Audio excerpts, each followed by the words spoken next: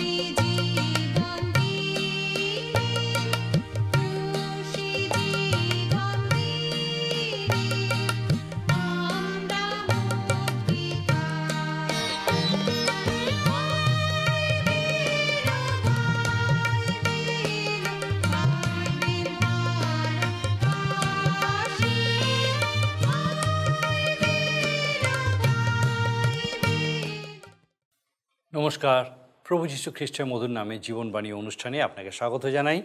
আমাদের এই ধারাবাহিক বাইবেল অধ্যয়নে আমরা এখন বাইবেলের পুরাতন নিয়মের গীত সংহিতা পুস্তক থেকে আলোচনা করছি। গীত সংহিতাকে আমরা বিভিন্ন ভাগে ভাগ করতে পারি, যেমন প্রশংসা গীত, অনুতাপের গীত ইত্যাদি।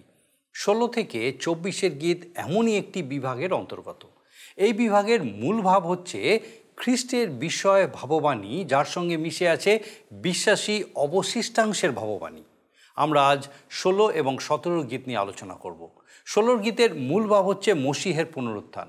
এটি হচ্ছে মসীহ সম্বন্ধীয় তৃতীয় গীত, যার বিভিন্ন পদে খ্রিস্টের জীবন, তার মৃত্যু, তার পুনরুত্থান, স্বর্গারোহণের বিষয় প্রকাশ পেয়েছে। রাজা দাউদ তার বংশে একজনকে দেখতে পাচ্ছেন যাকে তিনি তার পরিত্রাতা বলে সম্বোধন করছেন। রাজা দাউদ ঈশ্বরের শরণে এসে অনুরোধ করছেন যেন তিনি তাকে রক্ষা করেন, কারণ সদাপ্রভু ঈশ্বর ব্যতি রেখে তার মঙ্গল কেউই করতে পারে না। ঈশ্বরের নিরাপত্তার মধ্যে থাকতে পারার যে বিশেষ অধিকার, এটা কেবল সত্য ঈশ্বরের আরাধনাকারীদের জন্যই সংরক্ষিত। ঈশ্বর মানুষকে প্রচুর পরিমাণে আত্মিক আশীর্বাদে পূর্ণ করেছেন, কিন্তু তার মধ্যেও অনেকে সেই আশীর্বাদকে উপভোগ করতে পারে না। এই গীতের দ্বিতীয় ভাগ খ্রিস্টের জীবন, তার মৃত্যু, পুনরুত্থান ও স্বর্গারোহণের কথা প্রকাশ করেছে, যে বিষয়ে আমরা আমাদের অধ্যয়নে বিশদভাবে দেখব। গীত সংহিতা 17 অধ্যায় অথবা 17 গীত হলো মহা সংকটের সময় রাজা দাউদের প্রার্থনা। শৌল রাজার হাত থেকে রক্ষা পেতে দাউদ প্রান্তরে এবং বনে জঙ্গলে পালিয়ে বেড়াচ্ছিলেন। এটি তিনি সেই সময় লিখেছিলেন। গীতটিতে মূলত ঈশ্বরের প্রতি রাজা দাউদের নির্ভরতা প্রকাশ পেলেও এটা প্রভু যীশু খ্রিস্টের কথা বলে। রাজা দাউদ তার এই প্রার্থনা তার হৃদয়ের গভীর থেকে করেছেন। তার মনের ভাব তিনি এখানে প্রকাশ করেছেন, যার মধ্যে কোনো ছলনা, কোনো কপটতা ছিল না। তিনি ঈশ্বরের বিচার প্রার্থনা করেছেন। ঈশ্বর যখন দাউদের হৃদয় অনুসন্ধান করছিলেন, তখন তিনি কি কিছু পেয়েছিলেন? প্রকৃতপক্ষে এখানে দাউদ নিজের নয়, কিন্তু প্রভু যিশুর বিষয়ে ভাবুক্তি করেছেন।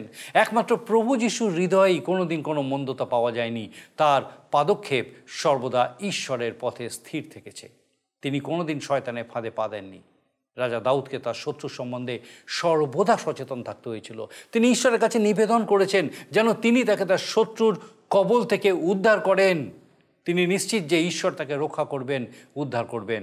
আসুন আমরা বিস্তারিতভাবে আমাদের এই দুটি গীতের আলোচনায় প্রবেশ করি এবং দেখি যে ঈশ্বর কিভাবে আমাদের সঙ্গে আরেকবার কথা বলতে চান।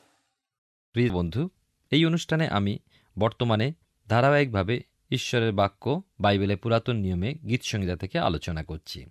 গীতসংহিতার 150টি গীত বিভিন্নভাবে সাজানো হয়েছে। সেই হিসাবে আমরা দেখব আজকের আলোচনায় বিশেষ করে গীত 16 থেকে গীত 24 পর্যন্ত আরেকটি ভাগ। গীতগুলো ভাগ করা হয়েছে বিষয়বস্তু বা চিন্তাধারা মিলিয়ে, প্রশংসার গান, অনুতাপের গান ইত্যাদি। এই নয় যে দিনের পর দিন যেমন রচিত হয়েছিল সেইভাবে গীতগুলি সাজানো। গীতসংহিতার 150টা গীত একজনের রচনা নয়, কিন্তু বিভিন্ন কবির রচনা। দাউদ ছিলেন ইসরায়েলের রাজা, গীতিকার, কবি, যোদ্ধা, ঈশ্বর ভক্ত এবং 73টি গীত তাঁর রচনা হতে নেওয়া। মশি 1টা, সলোমন 2টো, কোরহ সন্তান 11টা, আসব 12টা, হেমন 1টা, ইথান 1টা, হিস্কিয় 10টা এবং 39টি গীত রচয়িতা অজ্ঞাত। তবে এর মধ্যে দাউদেরও থাকতে পারে। যদিও বিভিন্ন কবি গানগুলি রচনা করেছেন, কিন্তু উত্তম দিকটি হচ্ছে সকল গানের মধ্যে খ্রিস্ট যিশু লুকিয়ে আছেন, তার মহিমা ও গৌরব মেশানো আছে। কাঁচের ওই 3 কোণা প্রিজমের মধ্য দিয়ে যেমন আলোর 7টা রং প্রকাশ পায়, গীতসংহিতার গানের মধ্যে দিয়ে ঈশ্বরের গৌরব, মহিমা ও পরাক্রম প্রকাশ পায়। 16 গীত আমাদের শোনায় পুনরুত্থানের গান। 8ম পদে খ্রিস্টের জীবনের ছোঁয়া দেয়, 9ম পদে খ্রিস্টের মৃত্যু ও 10 পদে খ্রিস্টের পুনরুত্থান, আবার 11 পদে তাঁর স্বর্গারোহণ। মসীয় সংক্রান্ত গানগুলোর মধ্যে এইটি হল তৃতীয়। এই গীতটির উপরে লেখা আছে দাউদের মিকতাম। মিকতাম শব্দটির যথাযথ অর্থ পাওয়া যায় না। মার্টিন লুথার অনুবাদ করেছেন। ইংরেজিতে বলতে পারি গোল্ডেন জুয়েল বা সোনার অলঙ্কার। আরও 2টি গীতে এই শব্দটি পাই, গীত 56 এবং গীত 60। আমরা মার্টিন লুথারের ভাষায় এই গীতটাকে বলি দাউদের স্বর্ণ অলঙ্কার। দাউদ তাঁরই বংশে এক মুক্তিদাতার আগমন দেখতে পাচ্ছেন, যাঁর বিষয়ে তিনি বলেন, ইনি আমার মুক্তিদাতা। 16 অধ্যায় 1 পদে শুরু, হে ঈশ্বর, আমাকে রক্ষা করো, কেননা আমি তোমার শরণ লইয়াছি। এই পদ প্রভু যিশুর স্বর শোনায় যখন তিনি বলেন যোহন লিখিত সুসমাচারের 5 অধ্যায় 30 পদে, আমি আপনা হইতে কিছুই করিতে পারি না, যেমন শুনি তেমনি বিচার করি, আর আমার বিচার ন্যায্য, কেননা আমি আপনার ইচ্ছা পূর্ণ করিতে চেষ্টা করি না, কিন্তু আমার প্রেরণকর্তার ইচ্ছা পূর্ণ করিতে চেষ্টা করি। খ্রিস্ট যিশু স্বেচ্ছায় মনুষ্যরূপ ধারণ করে তাঁর স্বর্গীয় মহিমা প্রতাপ ত্যাগ করে ক্ষুদ্র মানুষ হলেন এই জগতে। মানুষ মাত্রই অতি সামান্য ক্ষুদ্র প্রাণী, মহান ঈশ্বরের চরণের ধূলি মাত্র। তথাপি আমরা নিজ নিজ দর্পে, গর্ভে, অহংকারে নিজেকে বড় করে দেখাতে চাই। স্বর্গে দূতদের অপেক্ষা আমাদের অল্প ক্ষুদ্র করে সৃষ্টি করেছেন।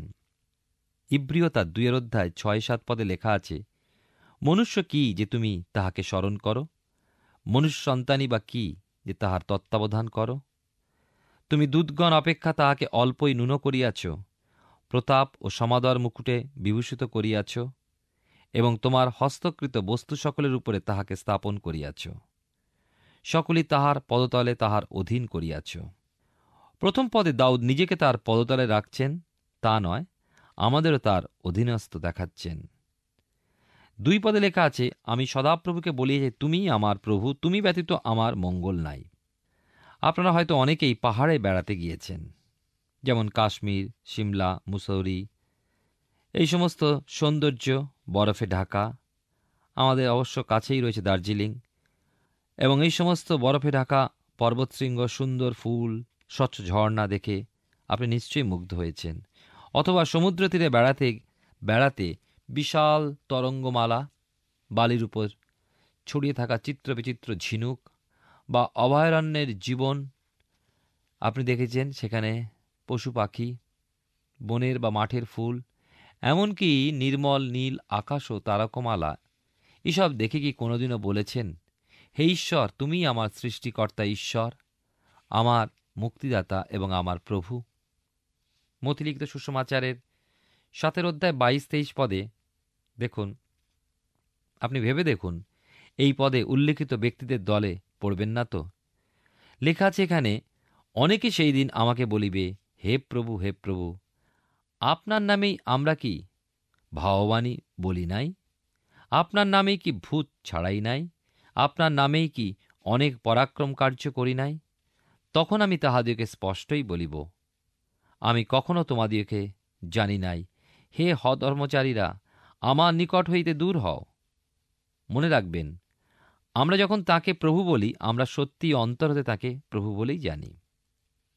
16 গীতের 3 পদ এখন দেখব। পৃথিবীতে যে পবিত্র ব্যক্তিগণ থাকেন তাহারা আদরণীয়, আমার সমস্ত প্রীতির পাত্র।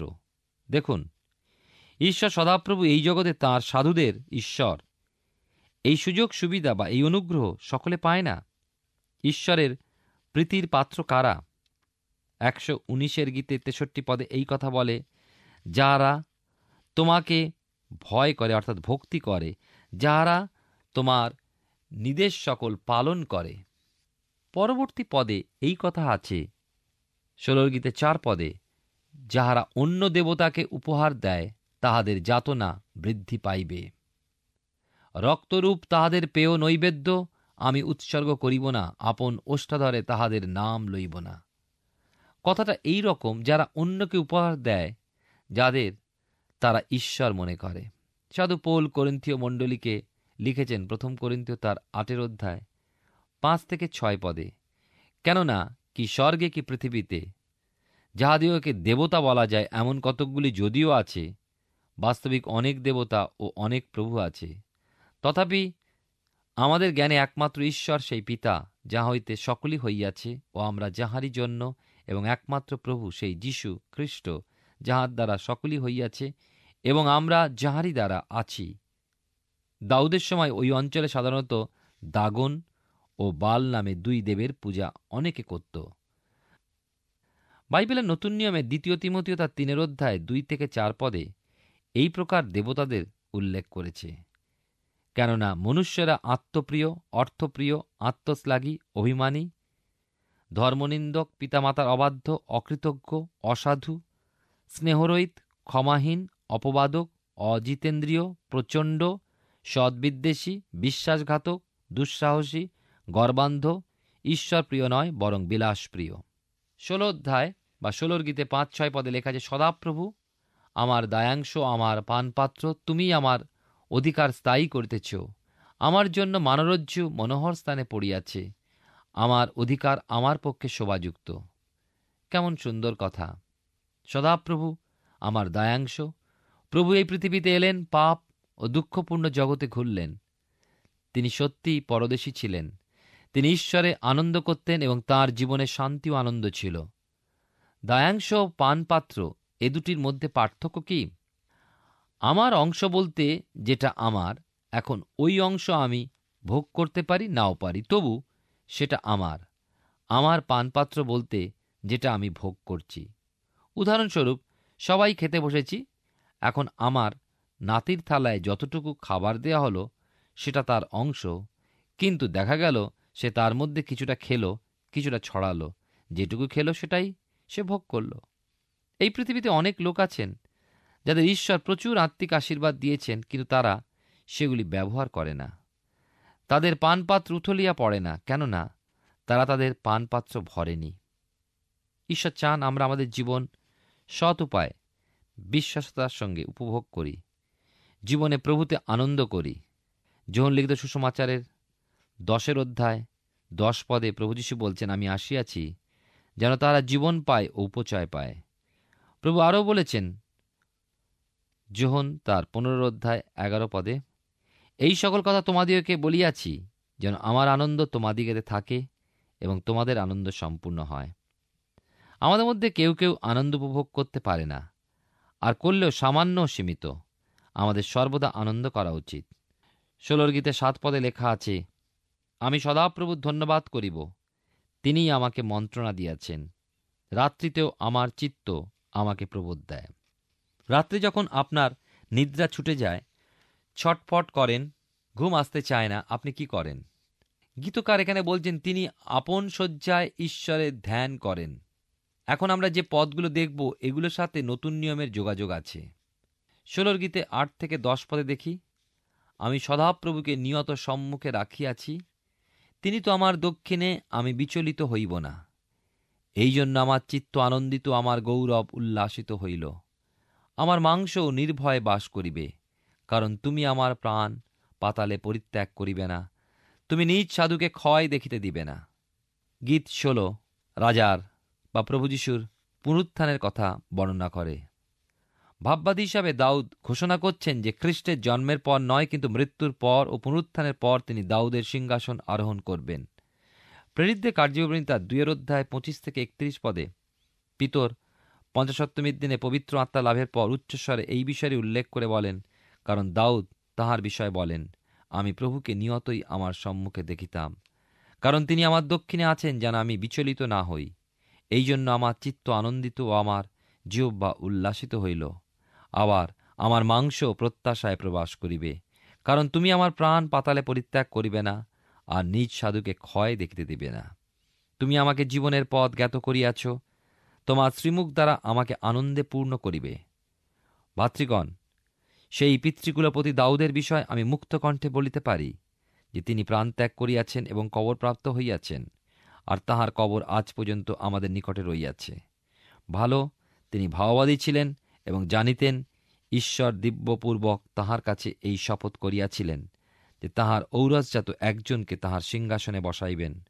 অতএব পূর্ব হইতে দেখিয়া তিনি খ্রিস্টেরই পুনরুত্থানের বিষয় এই কথা কহিলেন যে তাহাকে পাতালেও পরিত্যাগ করা হয় নাই, তাহার মাংস ক্ষয়ও দেখে নাই। পিতরের সেদিনের বক্তৃতা এমনই আলোড়ন সৃষ্টি করেছিল যে কয়েক সহস্র লোক খ্রিস্ট যীশুকে গ্রহণ করেছিল তাদের ব্যক্তিগত জীবনে। রোমীয় সাম্রাজ্যের ইতিহাসে এ এক যুগান্তকারী ঘটনা। বাইবেলের নতুন নিয়মে লূক লিখিত সুসমাচারের 1 অধ্যায় 32 থেকে 33 পদে স্বর্গদূত কি ঘোষণা করেননি যে তিনি মহান হইবেন, আর তাহাকে পরাৎপরের পুত্র বলা যাইবে, আর প্রভু ঈশ্বর তাহার পিতা দাউদের সিংহাসন তাহাকে দিবেন, তিনি যাকব কুলের উপরে যুগে যুগে রাজত্ব করিবেন, ও তাহার রাজ্যের শেষ হইবে না। ঈশ্বর দাউদের সঙ্গে এক চুক্তি করেন। 2 শমূয়েল তার 7 অধ্যায় 16 পদে ঈশ্বর প্রতিশ্রুতি দিচ্ছেন, আর তোমার কুল ও তোমার রাজত্ব তোমার সম্মুখে চিরকাল স্থির থাকিবে, তোমার সিংহাসন চিরস্থায়ী হইবে।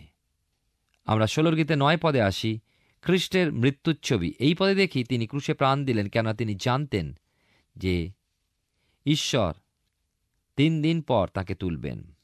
10 পদে খ্রিস্টের পুনরুত্থানের ছবি আমরা দেখতে পাই, এবং 11 পদে খ্রিস্টের স্বর্গারোহণের ছবি। তুমি আমাকে জীবনের পথ জ্ঞাত করিবে, তোমার সম্মুখে তৃপ্তিকর আনন্দ, তোমার দক্ষিণ হস্তে নিত্য সুখভোগ। তিনি পিতার দক্ষিণে রয়েছেন, আজ আমাদের জন্য বিনতি করছেন। যা ইব্রিয় পত্রে দেখি, দেখুন এখানেও দাউদ সে কথাই বলছেন। বড় সুন্দর অদ্ভুত রচনা, দূরদর্শিতাপূর্ণ এই 16 সংখ্যার গীত, দাউদের স্বর্ণালঙ্কার। ছোট্ট কথায়, অল্প কথায় খ্রিস্টের জীবন, খ্রিস্টের মৃত্যু, খ্রিস্টের পুনরুত্থান ও খ্রিস্টের স্বর্গারোহণ ফুটিয়ে তুলেছে এই গীত। এবারে আমরা আসব 17 গীত। এই গীতের শিরোনামে বলা হয়েছে মহা বিপদের সময় দাউদের প্রার্থনা। দাউদ কখন এই গীতটি রচনা করলেন? মনে হয় দাউদ যখন পর্বতে জঙ্গলে লুকিয়ে বেড়াচ্ছিলেন। অন্য কথায় বলি, দাউদের বনবাসের সময়। প্রশ্ন করব হয়তো, দাউদ তো রাজা ও বীর যোদ্ধা ছিলেন, তাকে বনবাসে যেতে হলো কেন? কারণ রাজা শাউল তাঁর লোকজন নিয়ে দাউদকে বধ করবার জন্য ধাওয়া করে বেড়াচ্ছেন। এই গীতটি ওই অবস্থায় ঈশ্বরের প্রতি দাউদের আস্থা বা নির্ভরতার বিবরণ দেয়। কিন্তু শেষ পর্যন্ত গীতটির মধ্যে আমরা প্রভু যীশু খ্রিস্টের বিষয়ে লক্ষ্য করি। এই গীতটি আজকের দিনে আমাদের হৃদয়ের প্রার্থনাও হতে পারে, কেননা আমাদের মাঝে অনেক বিপদ দেখে আমরা ছুটে বেড়াচ্ছি। গীত 16 থেকে 41 আমাদের মূল বিষয়বস্তু থাকবে মানুষের মাঝে প্রভু যীশু খ্রিস্ট ঈশ্বরের সাক্ষাতে মানুষকে ধার্মিক গণিত করেছেন। 17 গীতে 1 পদে লেখা আছে, হে সদাপ্রভু ধর্মবাদ শোনো, আমার কাকুক্তিতে অবধান করো, আমার প্রার্থনায় কর্ণপাঠ করো, তা ছলনার ওষ্ঠাধর হইতে নির্গত নয়। দাউদের প্রার্থনা খুব সম্ভব। যখন শাউল প্রায় তাকে ধরে ফেলতে চলেছেন, দাউদের জীবনে বিপদ ঘনিয়ে এসেছে। এটা দাউদের অন্তরের প্রার্থনা। অনন্য পায় হয়ে তিনি প্রার্থনা করছেন। তিনি বলছেন তার প্রার্থনার মধ্যে কোনো প্রকার ছলনা নেই, কোনো প্রকার কপটতা নেই। 2 পদে লেখা আছে, তোমার সাক্ষাতে আমার বিচার নিষ্পত্তি হোক, যাহা ন্যায্য তাহার প্রতি তোমার দৃষ্টি পড়ুক।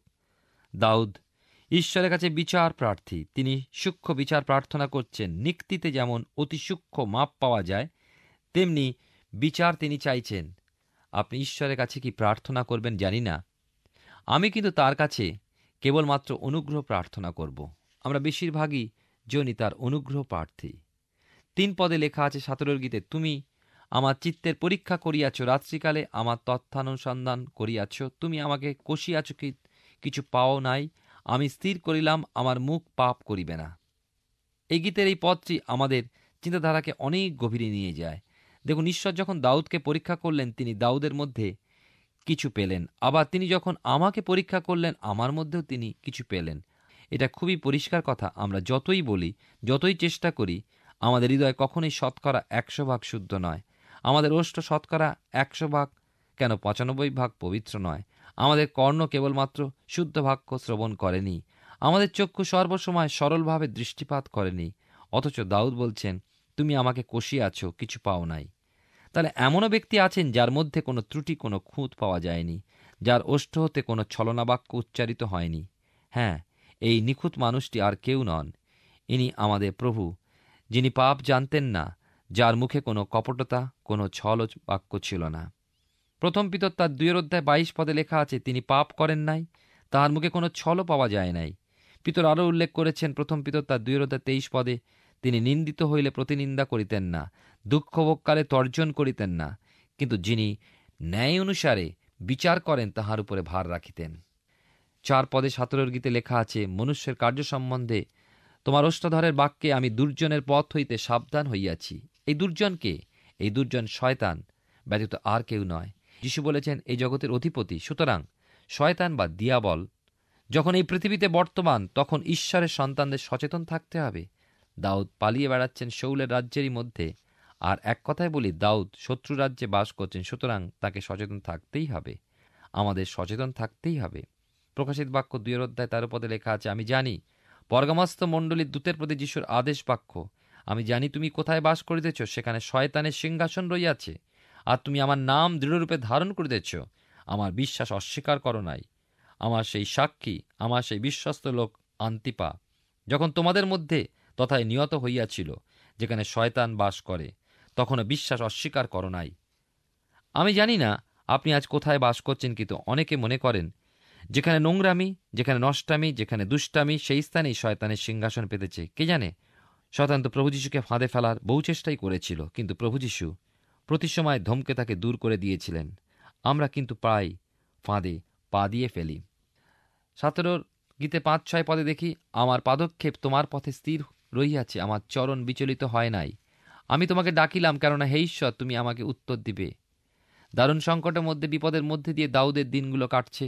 দিনে ও রাত্রে সর্বসময় তাকে সচেতন থাকতে হচ্ছে। কখন শত্রুর দৃষ্টিতে তিনি ধরা পড়েন। এক স্থানে দীর্ঘ সময় যাপন করতে পারছেন না। এই পর্বত, ওই জঙ্গল, অপর পর্বত বা জঙ্গল, এক গুহা হতে অন্য গুহায় তিনি যাচ্ছেন। কারণ তথাপি তিনি জানতেন যে বিপদের মাঝে যখনই তিনি ঈশ্বরকে ডাকবেন, তখনই তিনি উত্তর দেবেন, তাকে উদ্ধার করবেন। প্রিয় শ্রোতা বন্ধু, আবার আপনাদের স্মরণ করিয়ে দিই যে দাউদ আলাদা কোনো জীব ছিলেন না, কিন্তু আমাদেরই মতো মানুষ ছিলেন। তার কাছেও আসত সংকট। আমরাও যদি অন্তরের অন্তঃস্থল থেকে ঈশ্বরকে জানি, তিনি অবশ্যই সাড়া দেবেন।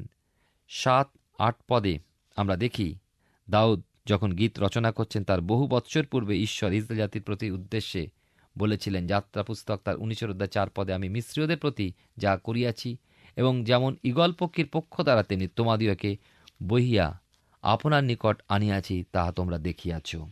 আমরা এরপরে আসি 17 গীতে 9-12 পদে। এই অংশে যখন আমরা আসি, বিশেষ করে দেখি তাহারা আপন আপন মেদে বদ্ধ, অর্থাৎ নিজেদের নিয়ে তারা ব্যস্ত, নিজেরা সুখে আনন্দে আছে, তৃপ্ত আছে, এই তাদের পক্ষে যথেষ্ট, অপরের কথা তারা চিন্তা করে না। 13-15 পদে দেখি এই অংশে দাউদ পর্বতের কোনো এক গুহায় লুকিয়ে আছেন এবং সেখানে বসে ঈশ্বরের কাছে বিনতি জানাচ্ছেন যেন ঈশ্বর তাকে ওই অবস্থা থেকে রক্ষা করেন ও উদ্ধার করেন। প্রিয় ভাই ও বোন, ঠিক ওইভাবেই সারা জগৎ আমাদেরকে টেনে ধরে আছে। ঈশ্বরের সন্তানদের জন্য উপায় আছে ঈশ্বরে নির্ভর করা। দাউদ যেমন করেছিলেন, প্রভু যীশু তাই করেছিলেন যখন তিনি এই জগতে ছিলেন। দাউদ তাই করেছিলেন যখন তিনি সংকটের মধ্যে ছিলেন। পর্বতের কোনো এক গুহায় লুকিয়ে আছেন এবং সেখানে বসে ঈশ্বরের কাছে বিনতি জানাচ্ছেন যেন ঈশ্বর তাকে ওই অবস্থা থেকে রক্ষা করেন, উদ্ধার করেন। ওই সময় দাউদ অনুভব করেছিলেন যে শত্রুপক্ষ বড়ই প্রবল। আজকের দিনে আপনি এই জগতের দিকে তাকালে দেখি সমগ্র জগৎ আমাদের বিপক্ষে। আপনি ঈশ্বরের পথে থাকবার চেষ্টা করলে কি হবে? যিশুর পথে চলবার চেষ্টা করলে কি হবে? সারা জগৎ আপনাকে বাধা দিচ্ছে। যখনই আপনি সংকটের সম্মুখীন হন, তখন এই গীতটির কথা স্মরণ করতে পারেন দাউদের কথা ও তাঁর স্থিরতার কথা, বিশ্বাসের কথা। ঈশ্বর আপনার জীবনে মঙ্গল করুন। আমরা গীতসংহিতা পুস্তক থেকে ধারাবাহিকভাবে অধ্যয়ন করছি। আমার বিশ্বাস মহান ঈশ্বর বিশেষভাবে আপনার সঙ্গে কথা বলছেন। আমাদের জীবনের সমস্ত বিপদের সময়ে আমাদের একমাত্র অবলম্বন হচ্ছেন স্বয়ং ঈশ্বর। আমরা যদি তার প্রতি আস্থা রাখি, তার উপরে নির্ভর করি, তাহলে আমাদের দুশ্চিন্তার কোনো কারণ থাকবে না। শুধু তাই নয়, তার উপর নির্ভরতা কেবল আমাদের বিপদ মুক্ত করে না, আমাদের মনকে আনন্দিত এবং উল্লাসিত করে তোলে। আমরা যখন সংকটের মধ্যে দিয়ে যাই, তখন আমাদের ঈশ্বরের কাছে প্রার্থনা করা উচিত যেন তিনি আমাদেরকে সেই সংকট থেকে উদ্ধার করেন। আমাদের শত্রুদের হাত থেকে রক্ষা পেতে অন্যের উপরে নয়, কিন্তু একমাত্র ঈশ্বরের উপর নির্ভর করা উচিত। আমরা যেন তার পথে স্থির থাকি, তার দৃষ্টিতে যা ভালো সেটাই করি। ঈশ্বর রাজা দাউদের প্রার্থনা শ্রবণ করেছিলেন। তিনি তাকে তার সমস্ত শত্রুর হাত থেকে উদ্ধার করেছিলেন। সেই সময় তিনি ঈশ্বরের প্রশংসায় তাকে ধন্যবাদ দিয়ে যে গীত রচনা করেছিলেন, সেই 18 গীত আমরা আমাদের পরবর্তী অধ্যায়নে আলোচনা করব। আসুন এখন প্রার্থনায় যাবো, আর আমি চাইবো আপনি আমার সঙ্গে যোগ দিন। আসুন প্রার্থনা করি। করুণাময় পিতা, ধন্যবাদ দিই প্রভু যে তোমার পবিত্র পরাক্রম একটিবার তোমার এই জীবন্ত বাক্য আমাদেরকে স্মরণ করায় যে কিভাবে সমস্ত সংকটে ক্লেশের মধ্যেও প্রভু তুমি আমাদের সঙ্গে উপস্থিত, এবং সেই সমস্ত কিছু থেকে কিভাবে তুমি আমাদেরকে উদ্ধার করতে সমর্থ, যেন আমরা একযোগে এক চিত্তে তোমার গৌরব, তোমার স্তুতি, প্রশংসা করতে পারি। আমাদের প্রত্যেক দর্শক বন্ধু, তাদের পরিবার পরিজন প্রত্যেককে তোমার চরণে সমর্পণ করি প্রভু। তোমার এই সত্যে পূর্ণ করো প্রত্যেককে, যেন সকলে পিতা যে অবস্থায় আছে, যে কোনো পরিস্থিতি থাকুক না কেন, তোমার জীবন্ত উপস্থিতি যেন তাদের হৃদয় উপলব্ধি করে তোমার গৌরব করতে সমর্থ হয়। ও প্রভু কৃপা করো, তোমার যিশু নামে ভিক্ষা দয়া করে শ্রবণ গ্রহণ করো। আমেন। ঈশ্বর মহান এবং তিনি সদা সর্বদা আমাদের সহায় সহবর্তী। তার জীবন্ত বাক্য এই সত্য আমাদের কাছে প্রকাশ করে। আমার বিশ্বাস আগামী দিনেও আপনি এইভাবেই আমাদের সঙ্গে থাকবেন, যখন তার জীবন্ত উপস্থিতিতে এইভাবেই আমরা আরও বৃদ্ধি পেতে থাকব। ঈশ্বর আপনার মঙ্গল করুন। প্রিয় বন্ধু, আশা করি জীবনবাণী অনুষ্ঠানটি আপনার ভালো লেগেছে। আর যদি ভালো লেগে থাকে তাহলে অবশ্যই আমাদের একটি মিসড কল দিন। আপনার দেওয়া মিসড কলটি আমাদের কাছে অতি মূল্যবান। আমরা আনন্দের সাথে জানাই, প্রতিটা মিসড কল দাতাদের মধ্যে থেকে সপ্তাহের শেষে বিশেষ দর্শক বন্ধুকে বেছে নেওয়া হবে এবং সেই দর্শক বন্ধুকে পুরস্কৃত করা হবে ও সপ্তাহের শেষে তার ছবি ও নাম আমাদের অনুষ্ঠানে প্রকাশ করা হবে। গত সপ্তাহে বিজয়ী দর্শক বন্ধুরা হলেন দক্ষিণ 24 পরগনা থেকে অন্নপূর্ণা পাল ও সুনীল পাল। আমাদের মিসড কল দেবার নম্বরটি হল 04449081 আপনি প্রার্থনা ও আরও অধিক জানতে আগ্রহী হলে আমাদের সঙ্গে অবশ্যই ফোনের মাধ্যমে যোগাযোগ করতে পারেন। আমাদের মোবাইল নাম্বার 9433497235 এবং আরেকটি হল 9433803755। আর আমাদের ঠিকানা টিভি স্ক্রিনে আপনারা দেখে নিন। ধন্যবাদ। ভালো থাকুন, সুস্থ থাকুন।